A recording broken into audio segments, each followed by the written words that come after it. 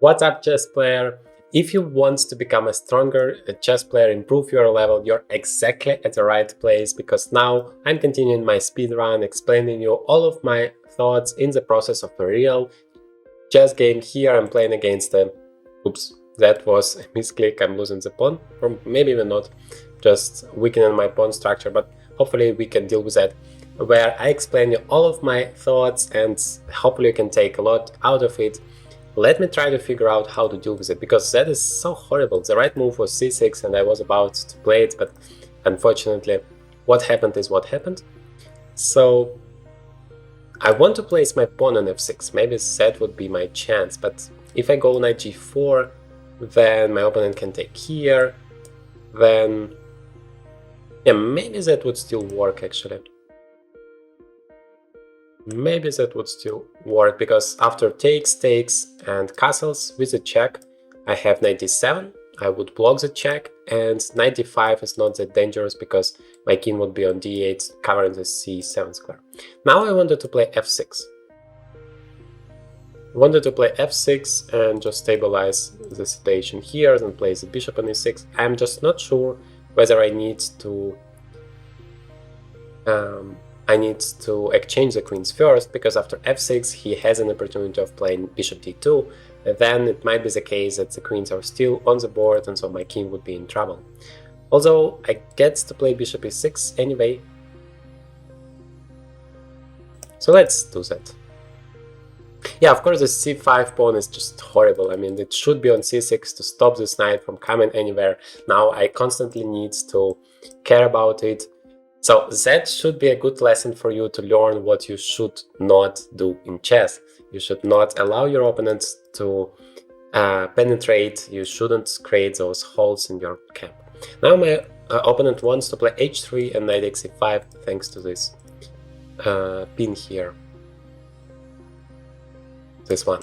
So maybe I can even play g5, although that feels very risky. The alternative is maybe to continue the development somehow, but then I lose this diagonal. Maybe I just have to do that. Bishop e7 or something.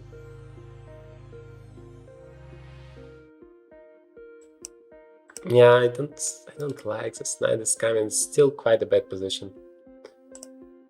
I go bishop e6. Then I lose a pawn also by g5, bishop g3, bishop e6. I don't like the move h4. And then h6 is not a good option because of takes, and then I can take it back with the h pawn. And so how do I deal with that? I can take there, but yeah, maybe z is not that bad. So the second knight is coming. Let's go for it. At least I'm a little bit active. But I mean, my light squares is just such a horrible thing. So try to never ever weaken your squares so much. So I have to take.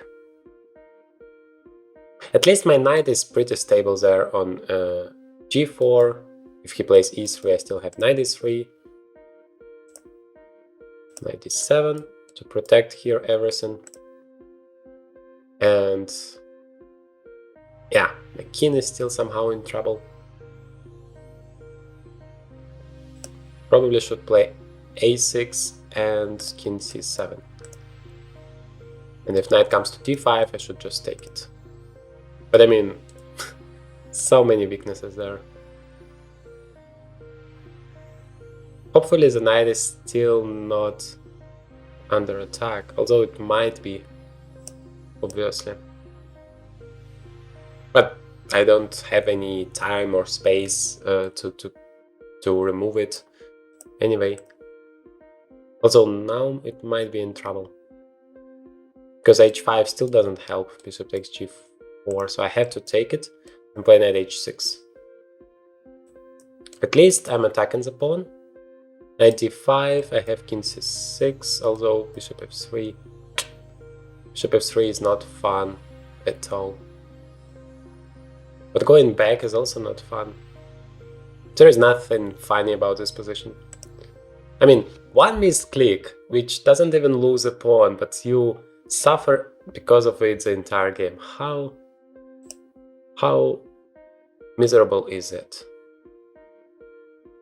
King c8 seems to be the only reasonable way to continue. I still try to shut the position down, try to deal with all of those holes somehow, not allowing his pieces to penetrate, but sooner or later probably he would be able to do that.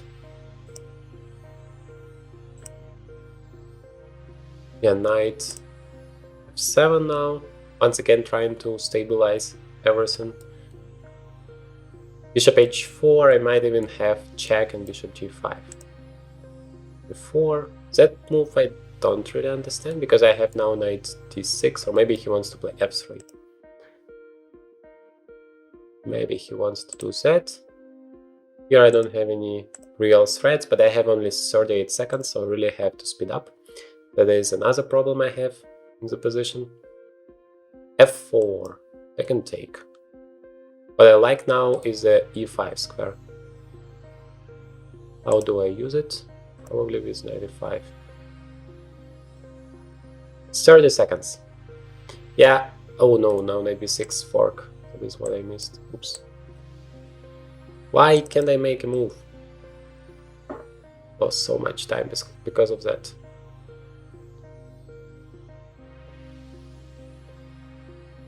It doesn't play knight b6, then I have rook a7, but probably now is the time for him to do that. Although I'm gonna take the bishop, probably, and at least have those very powerful knights, but that doesn't help. Oh no, I had knight f2, and because of time I haven't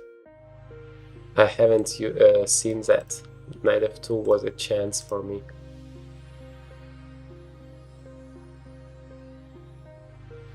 Maybe now I'm attacking the f. Yeah, now I have another fork, so it is incredible. My opponent has 2.5 minutes and still somehow blunders those things. Do I have any chances with 19 seconds? Let me know in the comments what you think about it. But feels like now the position might be good for me. Yeah, because I'm winning the entire rook. And I want to chase that pawn.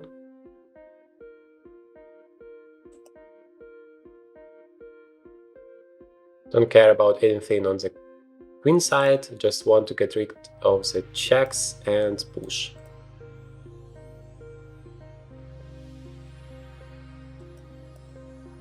And maybe bring my king, but it's very dangerous now. King b8 should have been a much better way to go on. Yeah, because now his knight is back somehow. Maybe I need to get with my king to there. g3. Removes are always dangerous to make. Yeah, he's just taken that, and now we have 3 pawns against 2 knights.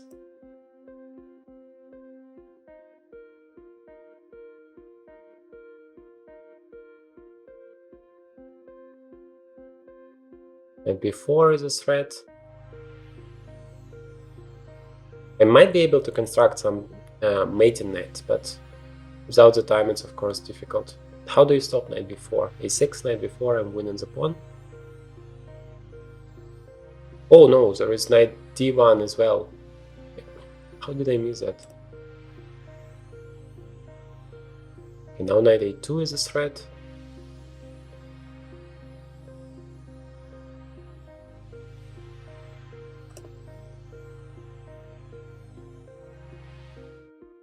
Check and knight c2. He has to give up the rook. And I need to eliminate all of the pawns. Let me just pre-move to make it, oops, to make it faster, but I didn't really make it faster.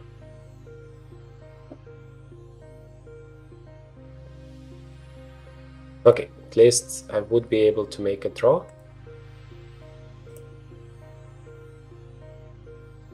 But with 2 seconds I can never Wait.